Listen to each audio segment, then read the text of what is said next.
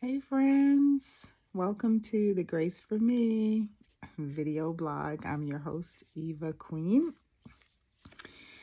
and today is, I want to say, hiding part two.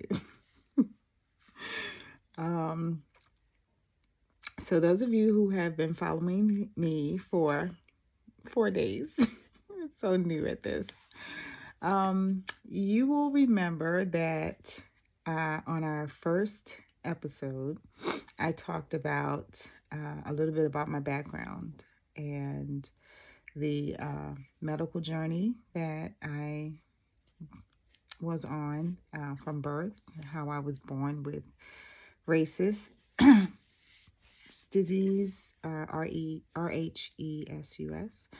And you all also know about my ancestry.com or ancestry DNA debacle. A little pitiful story. Do you remember that?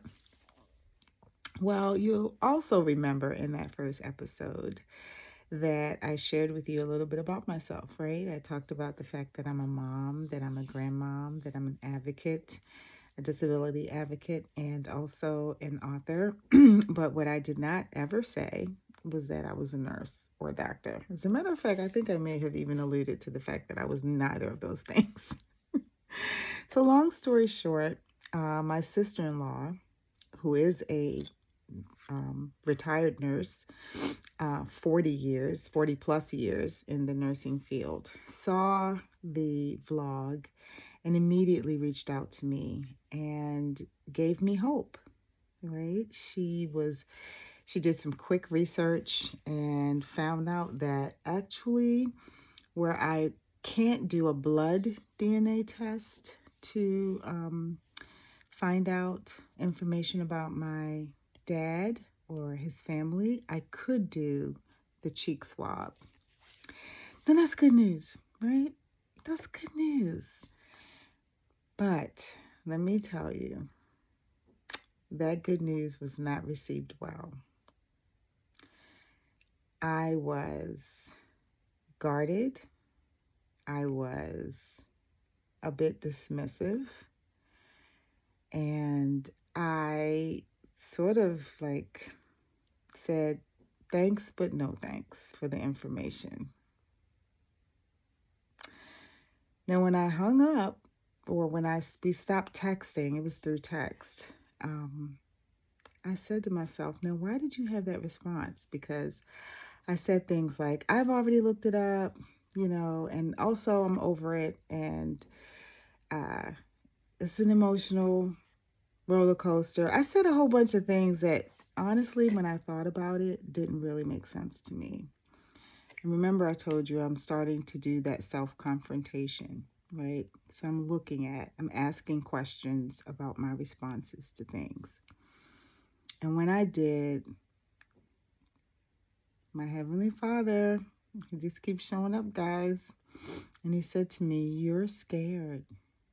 You are afraid. And when I thought about it, I'm about to date myself, honestly. There's this movie that used to be out a long time ago called oh my gosh, I can't remember the movie now. The Bad Seed. And it's all about this little girl who was adopted, but her mother was a serial killer. And the mother's name was Bessie Danker. And I think in the back of my mind, I'm like, I could be Bessie Danker's daughter. Now, I know that's ridiculous and all of that, but honestly, all jokes aside, I do think that there is a fear that I have in relation to finding out who this man was and who his family was. And that's because it's just unknown. And I know you hear about people who are seeking out their father or their birth mother, and I don't really hear a lot about the fear attached to that longing to know, but I do have fear about it. I do have trepidation, and um, suspicion and whether or not, oh, Ancestry will actually connect me with somebody who really is related to me. So anyway, I put my big girl pants back on and I called my sister-in-law and I first said thank you for being in my corner and providing that extra information to me. But I also confessed that fear. I stopped hiding. I'm proud of myself. I stopped hiding. And I confess that I am a little afraid, but I am going to move forward. So you guys will get to watch me unbox after I order the kit. And hopefully you will walk with me in that journey as well.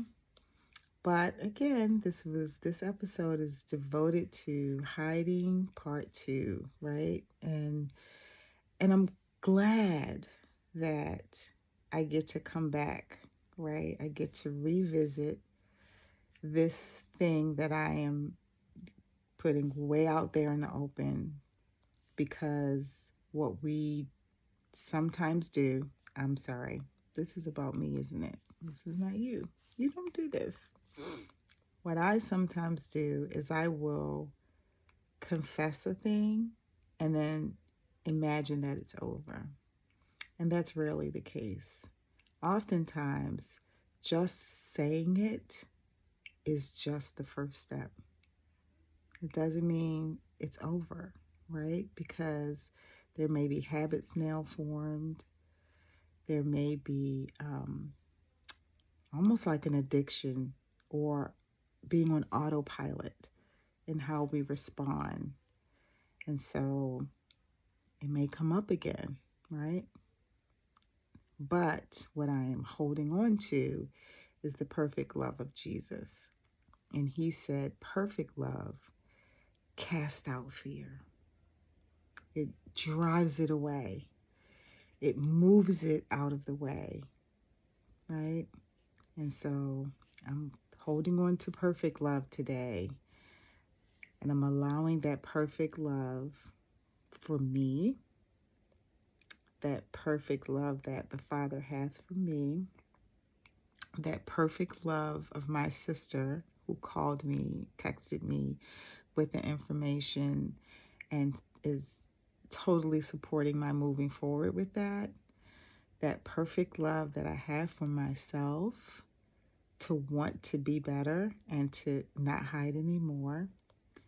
And I'm watching it drive fear away so that I can actually have the thing I say I want. So that's where we are today. I don't know what's scaring you. I don't know what you have said you're done with, but it keeps creeping back.